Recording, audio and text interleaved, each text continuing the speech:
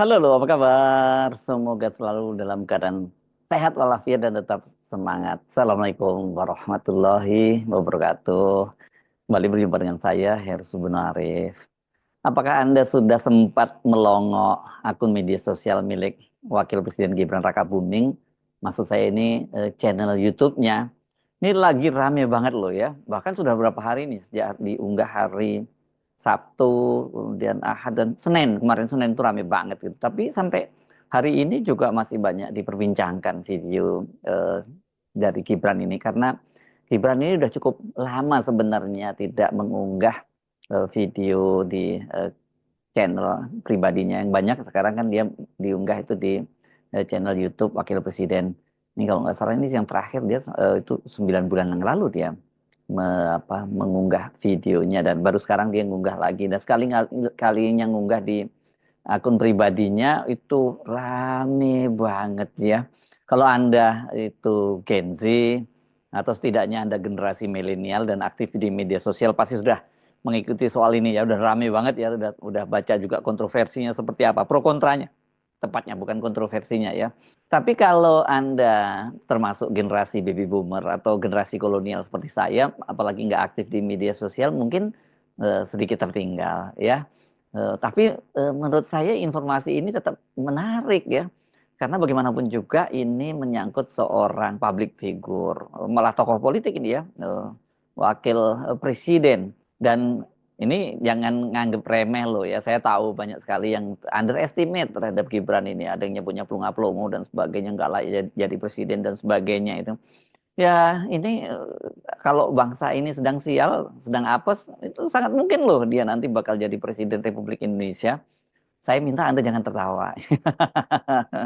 Ya, kenapa saya bolak-balik mewanti-wanti bahwa Gibran itu sekarang ini adalah kandidat terkuat sebagai calon presiden pada tahun 2029. Bahkan kalau dibandingkan dengan Pak Prabowo sendiri sekalipun ya, Pak, meskipun Pak Prabowo sudah dicalonkan secara resmi oleh Partai Gerindra. Tapi kalau lihat perkembangan yang sekarang, lihat manuver-manuver Jokowi, lihat manuver para pejabat di sekitarnya Pak Prabowo, termasuk juga bahkan mereka ini para polisi yang sekarang masih sekolah untuk jadi pimpinan Polri aja, sestimen yang soan ke Pak Jokowi, ini kelihatan sekali bahwa Pak Jokowi ini memang sangat kuat ya, semua orang masih soan ke dia. Ya, artinya kalau dia punya rencana untuk menjadikan Gibran sebagai calon presiden pada Pilpres 2029, sangat mungkin dia akan terpilih. Bahkan ini banyak yang khawatir jangan-jangan nggak sampai nunggu 2029, ini bapaknya bisa memaksakan dia sebagai presiden. Nah, ini yang sekarang ini sedang rame banget. Tapi kita sebelum lanjutin itu memang harus tetap saya ingatkan harus betul-betul waspada karena Pak Jokowi memang saat ini sampai sekarang masih sangat berkuasa. Dan kalau pemilunya masih seperti sekarang ini, ya Gibran itu bakal terpilih. Gibran ini kan 11-12 lah dengan bapaknya ya. Dan ya seperti itulah profil orang Indonesia yang menganggap bahwa Jokowi itu adalah kita atau Jokowi itu gue banget. Dan anak-anak sekarang jangan-jangan Gen Z atau bukan hanya Gen Z, mungkin Gen Alpha dan Beta yang sekarang ini kalau ke sekolah karena sudah baik laki maupun perempuannya itu sudah menggunakan skincare, masih bisa jatuh cinta dengan Gibran karena kan dia sekarang kalau datang ke sekolah-sekolah itu bukan lagi modalnya bawa susu dan buku, tapi sekarang dia bawa barbershop, bawa tukang cukur, gitu, bawa skincare dan sebagainya. Jadi kelihatan sekali kalau Gibran memang sangat paham dengan soal ini ya, dengan soal apa maunya generasi-generasi yang bakalnya nanti jadi pemilih dia. Nah, balik lagi ke topik kita. Hari Sabtu lalu itu Gibran mengunggah sebuah video di channel YouTube dia, YouTube pribadinya ya. Ini kemudian sangat viral nih videonya. Dia ini bicara tentang bonus demografi. Ya mungkin maksudnya Pak Wapres ini mau memberi motivasi. Sekarang ini giliran kita, kata dia begitu. Ini ada waktunya untuk kita. Jadi Karena apa? Karena katanya sekarang anak-anak muda ini sebagai bagian generasi emas dan bagian dari bonus demografi. Rupanya bukan saya yang sadar bahwa kalau itu giliran kita, itu giliran Gibran, bukan giliran kita Indonesia. Artinya kita anak-anak muda itu enggak lah.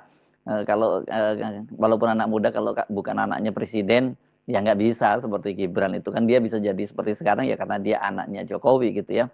Karena itu saya nggak terlalu terkejut kalau kemudian unggahan dari Gibran ini alih-alih mendapat pujian, tapi kontennya nggak terlalu panjang ini dengan durasi 6 menit 19 detik itu malah banjir dislike, jadi jempol turun ke bawah ya gitu ya dia bukan dapat apresiasi atau jempol begini kan ada fitur seperti itu ya kalau di YouTube ya, kalau orang suka dia akan menyatakan jempol begini, kalau nggak suka akan dia dislike begitu ya. Dan ini jumlahnya itu nggak main-main ya. Kalau cuma 1 2 aja biasa biasa aja, tapi ini sampai puluhan ribu gitu ya. Dan ini kepada tokoh publik ya, orang nomor 2 di Republik ini. Sementara yang like, yang mengacungkan jempol itu hanya sedikit. Kemudian yang lebih serem lagi adalah kalau Anda baca komen-komennya. Jangan tanya lagi ya, isinya komen-komen itu, Anda tahu sendirilah sadisnya netizen kita. Nanti kita bahas soal ini, tapi mungkin saya akan selektif untuk membacakan komen-komennya ya. Berita soal banjirnya dislike atau disebutnya dislike massal di channel YouTube-nya Gibran Rakabuming itu beritanya banyak dimuat di media online. Bahkan juga kemudian di media ini kan sekarang juga banyak yang dia juga selain websitenya mereka juga punya di media-media sosial. Misalnya salah satunya yang saya longok ini akun Instagram suara.com gitu ya. Rupanya dia melihatnya ini pada hari Senin kemarin, Senin siang itu pukul 14.15, katanya channel Gibran itu sudah dibanjiri dislike sampai 29.000. Gila banget ya.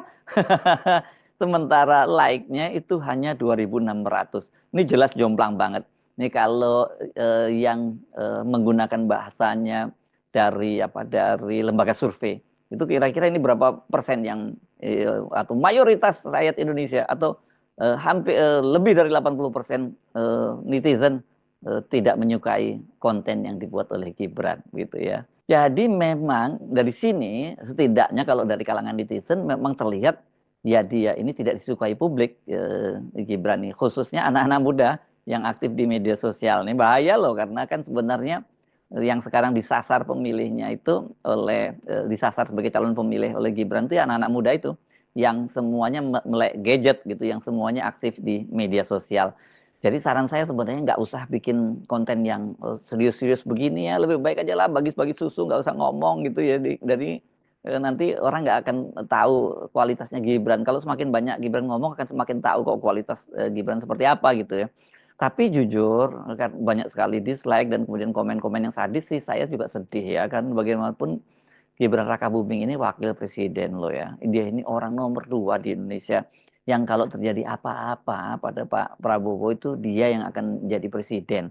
Nah kalau orang udah nggak suka seperti ini kan jadi repot ya. Nanti ketika dia terpilih jadi presiden atau dia menggantikan Pak Prabowo jadi presiden, tengah jalan orang akan bilang he is not my president gitu ya. Biasanya orang akan membuat fotonya memunggungi foto Gibran yang dipajang di sekolah-sekolah, di kantor-kantor gitu ya. Gibran ini mestinya adalah orang atau anak muda lah ya kan, yang harus dihormati dan dijadikan panutan. Masih muda sudah jadi wapres lagi ya. Ini kalau saya baca di pemujanya Gibran di TikTok ya, ini kalau ada video-video Gibran gitu, kemudian disebutnya bahwa dia adalah sebagai wapres termuda sepanjang sejarahnya di Indonesia. Bahkan dia nyebutnya dunia. Ini saya kira ini kurang baca ini ya, buzzernya Gibran ya. Tapi kalau buzzernya Gibran sering baca, dia nggak mungkin jadi buzzer Gibran. Jadi tolong dimaklumi lah, karena ini kalau disebut sebagai sejarah sebagai wakil presiden termuda sepanjang sejarah Indonesia juga salah, apalagi dunia gitu ya. Sekarang aja gitu ya, pasti orang diketawain nih kalau ada misalnya orang Perancis yang tahu bahasa Indonesia dan membaca komentarnya itu. Karena Perancis itu kan menunjuk seorang Perdana Menteri yang baru namanya Gabriel Attal, itu berusia 34 tahun. Ketika dia ditunjuk tahun lalu ya, ditunjuk jadi PM itu tahun 2024. Sementara Gibran itu ketika dia dipaksakan untuk maju sebagai calon presiden dan kemudian terpilih sebagai wakil presiden yang inkonstitusional gitu, yang sering disebut anak haram konstitusi, itu usianya sudah 36 tahun ya. Kalau dari sisi muda kan berarti lebih muda, Gabriel Attal ini ya yang jadi Perdana Menteri di Prancis. Jadi dari situ saja memang kalau narasinya buzzer ya seperti itu. Tapi kalau kelihatannya kali ini buzzer kalah ya, karena cuma 29.000 yang dislike, tapi yang like cuma 2.600. Nah, seperti biasa gitu, saya penasaran. Saya buka lagi ini channelnya dari Gibran Rakabuming. Ini ketemu nih di channel pribadinya, ini thumbnailnya giliran kita. Nah, pasti mungkin banyak yang nonton kita lo kali gitu ya. Karena nggak semua anak muda seperti Gibran punya kesempatan yang luar biasa seperti dia jadi wali kota, dari wali kota langsung jadi wakil presiden seperti sekarang ya. Ini judulnya memang pendek aja itu, giliran kita. Kemudian dengan wajah Gibran yang memakai wajah Gibran di situ, dia memakai kemeja putih ya seperti gaya bapaknya Jokowi gitu ya. Dan itu kelihatannya ekspresinya dengan dia sedang berbicara. Tapi coba kalau Anda perhatikan secara khusus, terutama pada bagian mata ya. Orang itu kan sebenarnya kalau bicara akan terlihat pada matanya ya, apakah dia itu apakah ada eye contact dengan orang yang diajak bicara, apakah kemudian dia tampak sedang ekspresinya seperti apa, itu kelihatan dari mata. Ini seperti biasa ya, Gibran matanya ya sayu seperti itu dan kelihatan tidak bersemangat ini dari sisi dari fotonya aja seperti itu, apalagi nanti kita lihat videonya ya. Tapi kalau di judulnya itu tertulis begini, generasi muda bonus demografi dan masa depan Indonesia. Nah, ini saya nonton di media sosial tuh banyak yang serius ya, anak-anak muda yang kemudian membuat konten semacam konten tandingan lah gitu, menjelaskan kira-kira Gibran paham nggak sih soal bonus demografi itu. Indonesia itu betul kalau dilihat dari sisi jumlah pertumbuhan anak mudanya ya itu itu bonus demografi. Tetapi bonus demografi itu kan tidak selamanya positif, karena kalau tidak bisa mengelolanya dengan baik, yang terjadi alih-alih bukan bonus tapi malah petaka demografi. Dan tanda-tandanya seperti itu ya, di Indonesia itu bisa terjadi malapetaka demografi, karena kalau ketika anak-anak itu mungkin sekolahnya putus sekolah, kemudian atau sekolah kemudian mereka nggak dapat pekerjaan, dan kemudian angka stunting masih sangat tinggi dan sebagainya, ya jangan berpikir tentang bonus demografi, karena bonus demografi itu adalah anak-anak muda yang tangguh, yang sehat, yang cerdas, yang dia bisa bersaing dengan bangsa-bangsa lain di negara lain. Tapi kalau Indonesia berat ya, dengan profil bahwa sekarang itu IQ kita rata-rata saja di 78. Tapi kalau rata-rata itu kan berarti banyak juga yang di bawah 78. Jadi seperti apa generasi seperti ini? Pasti ini akan jadi beban buat bangsa ini gitu, bukan malah jadi bonus. Jadi saya curiga bahwa Gibran ini ya dia sebenarnya nggak paham soal bonus demografi, dan hanya itu dia terjebak dalam jargon-jargon gitu, Indonesia emas dan sebagainya gitu.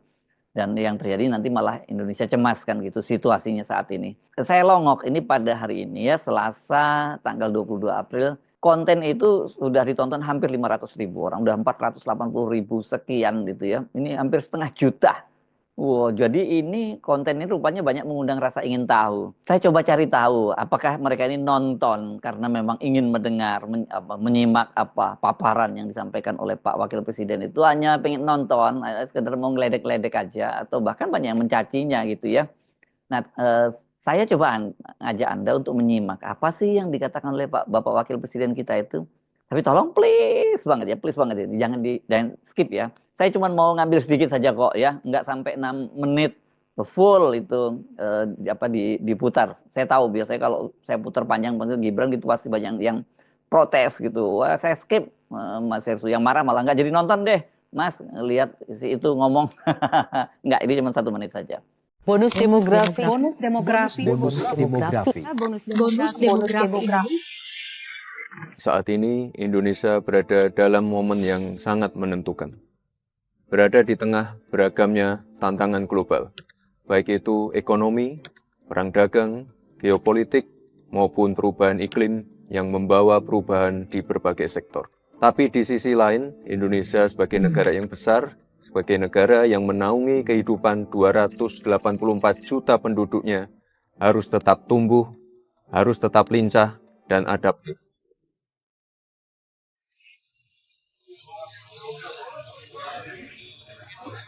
Teman-teman, tantangan ini memang ada, bahkan begitu besar. Tapi yakinlah, peluang kita juga jauh lebih besar. Tentu banyak yang sudah mendengar tentang bonus demografi. Kondisi di mana lebih dari separuh penduduk suatu negara berada pada usia produktif. Ya, Indonesia akan mendapatkan puncak bonus demografi di tahun 2030 sampai tahun 2045. Memang kalau kita simak tadi terlihat ya nggak menarik. Kita mesti ngomong jujur ya. Jadi public speakingnya nggak menarik ini, dan apalagi terlihat kan Gibran itu baca teks gitu atau sebenarnya teleprompter gitu yang disediakan ya. Dan nggak ada yang saya sebut tadi eye contact gitu, malah matanya itu kan kelihatan seperti sayu gitu. Juga nggak ada gestur dia menyapa, mengajak bicara. Nah ini coba lihat kalau diambil dari samping ini videonya, ketika dia diambil dari samping kan kelihatan sekali kalau dia sedang membaca ya ininya, fokus matanya itu dia sedang membaca. Jadi ini benar-benar dia sedang membaca. Jadi jangan apa kalau ditanya kemudian ide gagasan apa, bisa jadi dia nggak paham ya, namanya dia tinggal membaca. Di bagian lain dari videonya itu Gibran itu juga memberi catatan soal film animasi Jumbo yang sekarang ini jadi film terlaris. Ini mengejutkan, ini kan biasanya kan film-film horor ya, genre horor yang biasanya paling banyak ditonton tuh. Tapi sekarang dia mengalahkan film genre horor Pabrik Gula. Tadinya Pabrik Gula penontonnya paling banyak, tapi sekarang sudah beberapa hari yang lalu sudah dilewati oleh film Jumbo, film animasi itu. Sekarang dia sudah lebih dari 5 juta, mungkin hari ini sudah naik lebih tinggi lagi. Dan ini dia menjadi film animasi Indonesia pertama yang terlaris sepanjang sejarah film animasi ya, karena kita memang animasi kita tidak cukup maju seperti halnya Malaysia gitu yang menghasilkan Ipin dan Upin yang itu sudah merajai film-film bukan hanya di Malaysia tapi juga di Indonesia ya. Ini jadi tontonan favorit anak-anak Indonesia, anak kita ya, anak Anda ya. Dan banyak juga yang menduga Gibran ini jangan-jangan dia cuman ingin pansos saja memanfaatkan kesuksesan film Jumbo. Nah sekarang ini memang banyak sekali dibicarakan ini. Nah yang menarik, kemudian saya cari-cari, saya penasaran apakah hari ini sudah dislike-nya itu bertambah. Kalau hari Senin pukul 2 siang saja sudah 29.000, sekarang berapa dong dislike-nya?